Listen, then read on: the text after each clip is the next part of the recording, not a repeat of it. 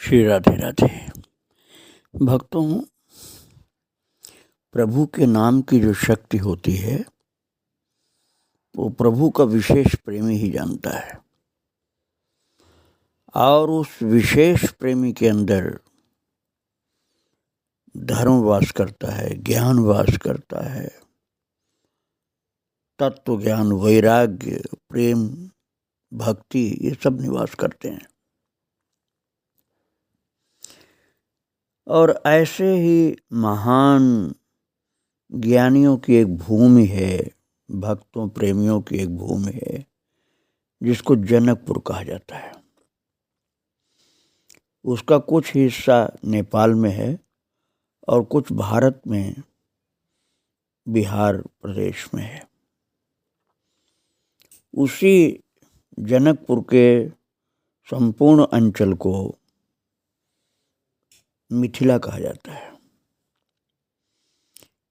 इसी मिथिला के पावन भूभाग बिहार प्रदेश के सीतामढ़ी जनपद के अंतर्गत छतौनी नाम की जगह पर एक भक्त का जन्म हुआ था, और वे आज से 52 वर्ष पहले तक शरीर से विराजमान थे, सन 1970 तक।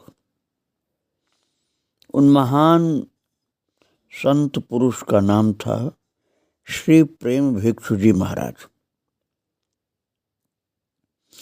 अति संक्षिप्त उनकी चर्चा मैंने पहले एक बार की थी भक्ति आश्रम चैनल पर यूट्यूब में। अब मैं उन्हीं का विस्तृत चरित्र आपको सुनाना चाहता हूँ। जो मैंने आपको बतलाया अभी, प्रेम भिक्षु जी महाराज की जन्मस्थली का परिचय, मिथिला के पवित्र भूभाग सीतामढ़ी, जो बिहार में आती है, उसके निकट के छतौनी नामक स्थान में, जहाँ श्री प्रेम भिक्षु जी महाराज का जन्म हुआ था, वो एक बहुत महान तीर्थ है, जनकपुर। तो उसी जगह पर भक्तों 19वीं शताब्दी के चतुर्थ चरण में एक भक्त दंपति रहते थे। क्षत्रिय थे शरीर से, और उनका नाम था श्री दिनकर सिंह जी, और उनकी धर्मपत्नी का नाम था माता राजवती। उस समय कृषि की आजीविका ही थी उनकी, खेती से ही उनका कार्य चलता था, मुख्य स्रोत खेती ही थी। और गृह कार्य से निवृत्त होकर भागवत भजन बड़ी तत्परता और श्रद्धा से घंटों लगातार किया करते थे। श्री दिनकर सिंह जी भक्त, दिनकर सिंह ही वो भाग्यशाली पुरुष थे जो श्री प्रेम भिक्षु जी महाराज के पिता का गौरव प्राप्त किए थे। ये अतिथि सेवा और भूखों को अन्नदान करते रहते थे। सब कुछ था, किंतु गोद सूनी होने के कारण वे लोग चिंतित रहते थे। तब तक श्री प्रेम भिक्षु जी का जन्म नहीं हुआ था, 19वीं शताब्दी के आखिर तक। तो रात्रि के प्रस्थान करते ही शीत रश्मि में चंद्रदेव ने अपना किरण जाल समेट लिया। नक्षत्र समुदाय अस्त हो गया। पक्षियों के कलरव से व्याप्त प्रभात काल उपस्थित हुआ।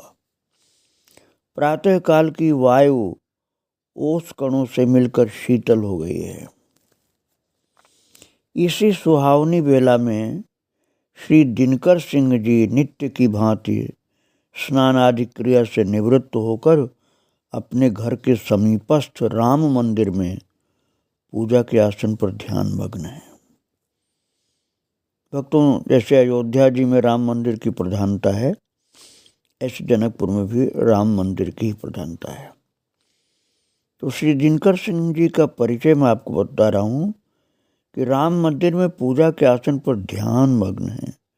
ऐसी आध्यात्मिक उच्च स्थिति थी उनकी।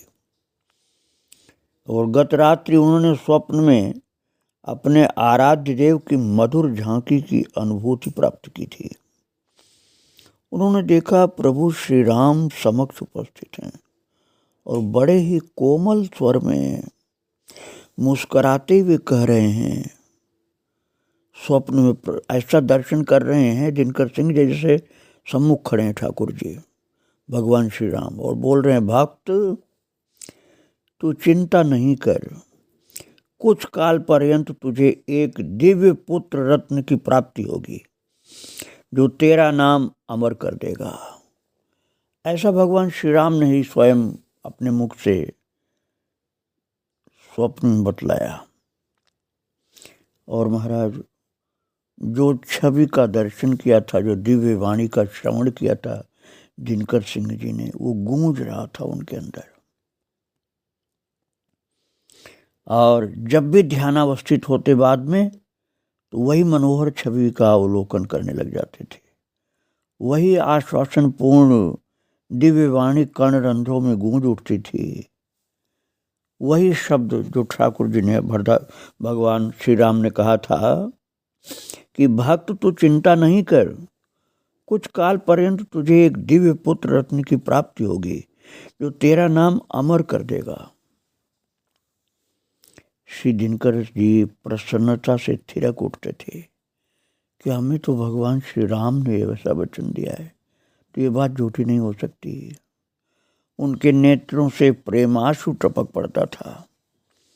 अपने इष्ट प्रभु श्री राम को बार बार धन्यवाद देते थे और फिर प्रेम विभोर रहते थे। धर्मपरायणा माता राजवती देवी अपने पतिदेव के चेहरे पर प्रसन्नता और हास्य की रेखा देखकर पूछ उठती, नाथ आज आप अत्यधिक प्रसन्न जान पड़ते हैं, लगता है जैसे कोई शुभ संवाद सुनाने को उत्सुक हो। तो श्री दिनकर सिंह जी ने कहा, देवी बात ही ऐसी है, आज हम सब पर दयामय प्रभु की असीम कृपा हुई है। तो उनकी धर्मपत्नी ने कहा, क्या कहा आपने, प्रभु की कृपा हुई? तो श्री दिनकर सिंह जी बोले, हाँ, आज रात्रि मैंने स्वप्न देखा, आराध्य देव प्रभु श्री राम प्रकट होकर मुझसे कह रहे थे कि भक्त तू चिंता नहीं कर, तुझे एक दिव्य पुत्र रत्न की प्राप्ति होगी जो तेरा नाम सदा के लिए अमर कर देगा। भक्तों, माता को चिंता तो थी ही कि मेरी कोई संतान नहीं है, मेरी गोद सोनी है। और जब पति देव ने ये बात बताई तो प्रसन्नता से खिल गई वो। माता राजवती को बहुत प्रसन्नता हुई और प्रफुल्ल चित्त बार बार अपने आराध्य को दुहाई देने लगी, धन्य है प्रभु, आप धन्य हैं, आपने मुझ अभागिन पर कृपा करके कृतार्थ कर दिया, अब मेरी सोनी गोद निश्चय भरे गई। और भक्तों, सन 1912 के मध्य की बात है। दंपति को एक दिव्य पुत्र रत्न की प्राप्ति हुई जिसका नाम उन्होंने गया रखा। दिनकर सिंह जी ने अपने उस बच्चे का नाम रखा गया। और वो असाधारण बालक था। स्वयं भगवान श्री राम ने ही कहा था कि तुम्हारा नाम अमर कर जाएगा वो। और ऐसे भक्त के उत्पन्न होने से पृथ्वी, पितृलोक, स्वर्ग सब धन्य हो जाते हैं। भक्त के शरीर से भक्ति की तन्मात्रा का प्रवाह बहता है, वो संपूर्ण लोगों को पवित्र कर देता है। भक्त की महिमा का वर्णन करते हुए स्वयं देवर्षि नारद जी ने भक्ति सूत्र में, जिसे भक्ति दर्शन भी कहा जाता है, वह कहा है कि तीर्थी कुर्वन्ति तीर्थानि, सुकर्मी कुर्वन्ति कर्माणि, सच्छास्त्री कुर्वन्ति शास्त्राणि।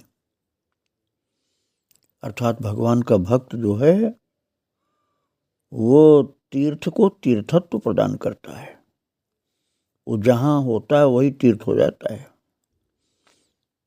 और कर्मों को सुकर्म बना देते हैं और शास्त्रों को सत शास्त्र बना देते हैं। ये भक्त की महिमा नारद जी महाराज ने स्वयं भक्ति सूत्र में बताई है।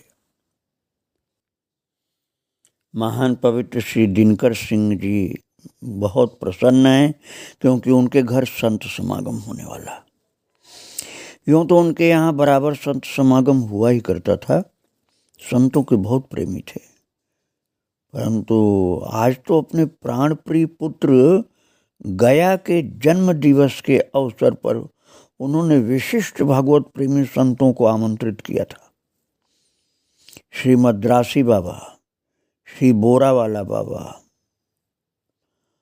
और रामचरण बाबा, राम लखन बाबा आदि महात्मा गण पधारने वाले हैं। माता राजवती प्रसाद बनाने में जुटी हैं। यथा समय संत मंडली पधारी। संकीर्तन प्रारंभ हुआ। माता राजवती ने बालक गया को गोद में ले उसके मस्तक को संतों के पावन चरण का स्पर्श कराया। संतगण ने बड़ी प्रसन्न मुद्रा में भिन्न भिन्न आशीर्वाद प्रदान किए। श्री राम लखन बाबा गया को अपनी गोद में लेकर बोले, बोलो बच्चा, जय सिया राम, जय जय सिया राम। और महाराज बालक ताली बजाने का भाव प्रकट करते हुए बोला, जय सिया राम, जय सिया राम। और उपस्थित जन समुदाय आश्चर्यचकित हो गया। बालक तो अभी केवल 2 वर्ष का हुआ है और मुख से ऐसी ध्वनि, इतनी मीठी और पवित्र शुद्ध ध्वनि निकल रही है। सबको आश्चर्य हुआ कि 2 वर्ष का बच्चा इतना सुंदर भगवान नाम बोल रहा है। और संतों ने भविष्यवाणी की कि ये बालक महान भक्त बनेगा और इसकी कीर्ति यावत चंद्र सूर्य पृथ्वी पर कायम रहेगी। और इस प्रकार शैशव से ही बालक गया में दिव्य लक्षण प्रकट होने लगे थे। कुछ और बड़ा होने पर वे भगवान की पूजा आरती की भी नकल करने लगे। घंटा बजाना, कोशिश करते थे घंटा बजे मुझसे, शंख की ध्वनि का श्रवण कर दौड़ पड़ना और बड़ी तन्मयता से भगवत अर्चा को देखना, पुष्प चयन करना, भगवान को समर्पित करना और महाराज आंख बंद करके हाथ जोड़ के बैठना। और गया तो कभी कभी इतने ध्यानस्थ हो जाते कि उन्हें खाने पीने की भी सुध नहीं रहती। माता पिता झकझोरते तब उनको बाह्य चेतना होती। ऐसी अद्भुत अंतर्मुखी वृत्ति थी।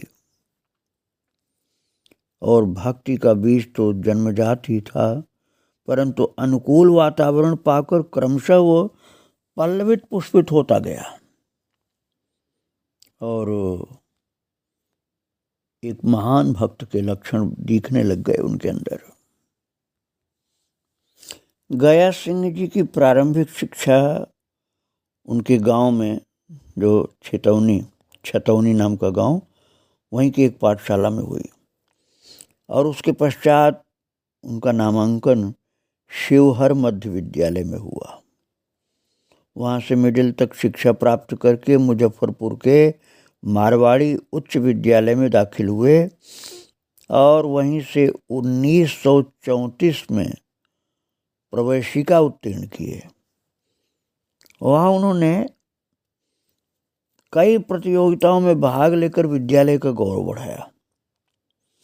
मैट्रिक की परीक्षा जब नज़दीक थी तब उनकी आंख में एक बड़ा फोड़ा हो गया, जिस कारण हाथ से लिखने में सर्वथा असमर्थ हो गए। अगले दिन ही परीक्षा में भाग लेना था। वेदना असह्य होते हुए भी ईश्वर के प्रति अडिग विश्वास होने के कारण वे हतोत्साहित नहीं हुए। उनको विश्वास था कि प्रभु निश्चित ही मेरे ऊपर कृपा करेंगे। और रात्रि में स्थानीय प्रसिद्ध गरीबनाथ महादेव के मंदिर में पहुँचे और सिद्धासन लगा करके ओम नमः शिवाय इस मंत्र का जप प्रारंभ किया। और भक्तों गया जी रात भर भगवान शिव जी का मंत्र ओम नमः शिवाय ये जपते रहे और शेष रात्रि आर्त स्वर से मंत्रोच्चारण करते रहे। ब्रह्म मुहूर्त में जब वो ध्यानस्थ बैठे थे तब शिव कृपा हुई और उनका भयंकर फोड़ा फूट गया और वो फोड़े के कारण जितने कष्ट से सब एक साथ दूर हो गए और प्रसन्न चित्त मन ही मन शिव कृपा का गुणगान करते हुए डेरे पर आए और नियत समय पर परीक्षा में भाग लेकर उन्होंने सफलता प्राप्त कर ली।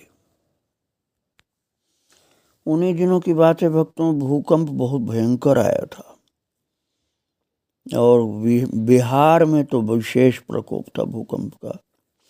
लोगों के जान माल की काफ़ी क्षति हुई थी और गया जी का जो हृदय था करुणा का बना हुआ था, उनका हृदय दहल उठा। उन्होंने अपने प्रिय साथियों को एकत्र करके भूकंप पीड़ित सेवा संघ नामक समिति का गठन किया और जी जान से दुखियों की सेवा में लग गए। उन्हें संकोच छोड़ना पड़ा और संकोच छोड़ करके चंदा एकत्र करना शुरू किया और प्राप्त राशि को सेवा कार्य में संपूर्ण रूप से लगा दिया। और भक्तों महात्मा गांधी के प्रत्यक्ष जीवन तथा उनकी आत्मकथा का गया सिंह जी के ऊपर गहरा प्रभाव पड़ा। वे अपने छात्र जीवन में तथा बाद में भी गांधी जी की आत्मकथा अत्यंत रुचिपूर्वक पढ़ते, उस पर चिंतन करते, उसके अनुसार आचरण करने का प्रयास करते। उनमें आत्मसंयम, सत्य, अहिंसा, ब्रह्मचर्य, अपरिग्रह, दया, क्षमा, देशभक्ति तथा परोपकार, इन सब भावों का बड़ा सुंदर समावेश था। और 1930 में महात्मा गांधी के नेतृत्व में भारत की स्वतंत्रता के लिए जो आंदोलन हुआ था, उसमें उन्होंने भी उत्साहपूर्वक भाग लिया गया जी ने, और उस क्रम में उन्हें जेल यात्रा भी करनी पड़ी थी। वे साधन अभ्यास में जितने निपुण थे उतने ही इन सेवा के कार्यों में भी थे और शरीर को स्वस्थ रखने के लिए व्यायाम आदि भी करते थे, योग आदि भी करते थे। अपनी शक्ति, अपनी शरीर की ऊर्जा के द्वारा परोपकार में जुटे रहते थे। एक बार भक्तों वो गया सिंह घर से विद्यालय जा रहे थे, बैलगाड़ी पर सवार होकर एक बहू अपने ससुराल जा रही थी, तो कुछ लुटेरों ने उसके गहने आज छीनने का प्रयास किया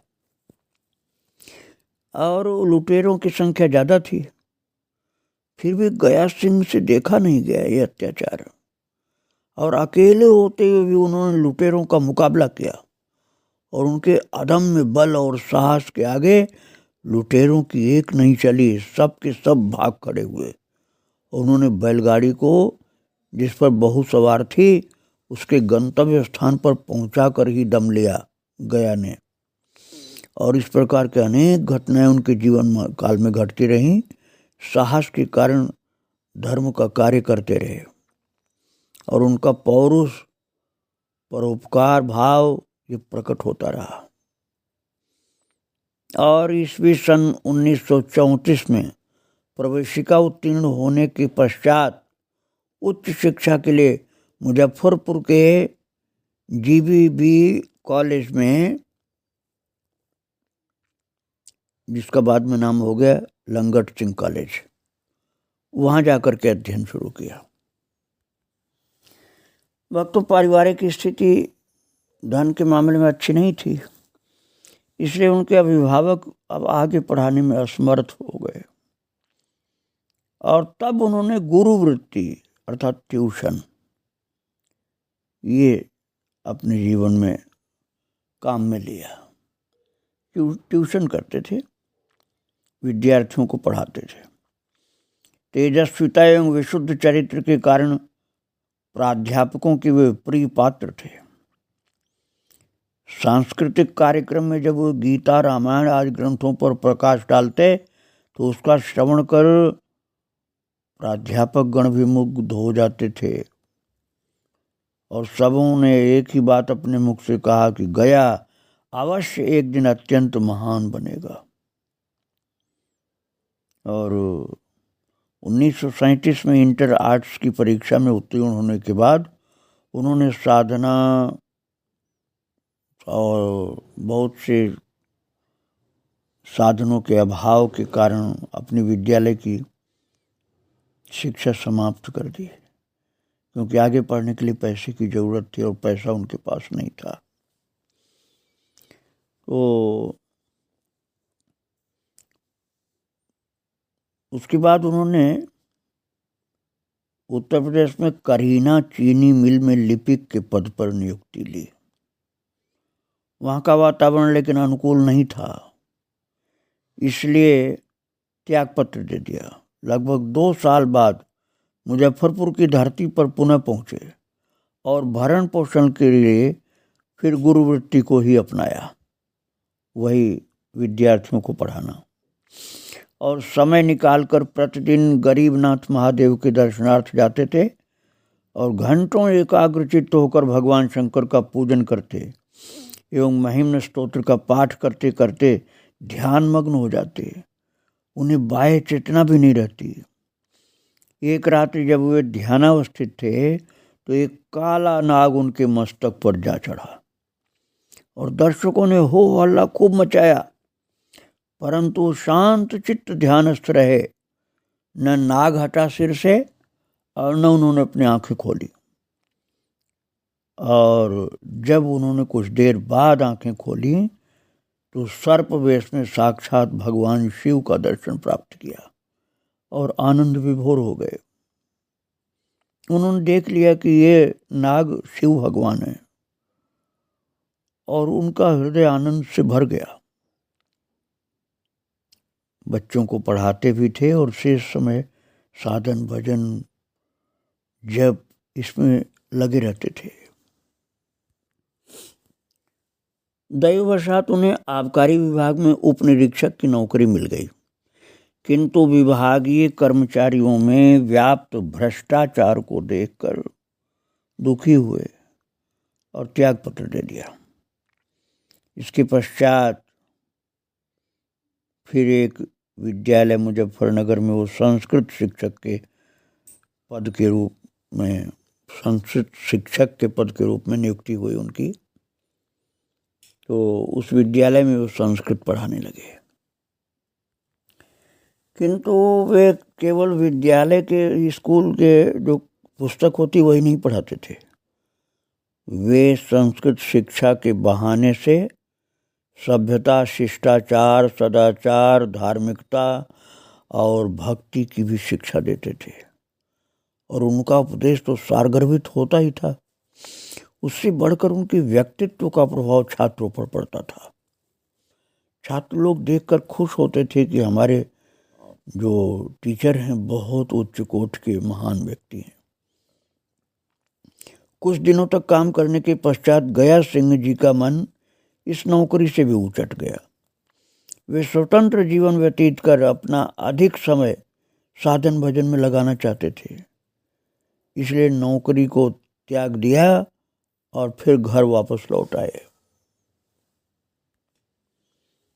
भक्तों, घर में आने के बाद गया सिंह अधिक से अधिक समय भगवान की ध्यान पूजा में ही लगाते थे, लेकिन उनकी माता चाहती थी कि मेरे बेटे की शादी हो और घर में पुत्र वधू आए, इसलिए उसी अपनी कामना के अनुसार अपने बेटे को शिक्षा देती थी।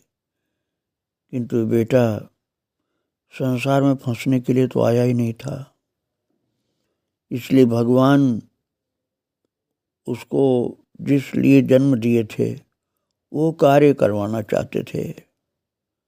और किस प्रकार से प्रभु इनको एक संत के रूप में संसार में अपनी सेवा में लगाया, वो मैं आगे आपको फिर सुनाऊंगा।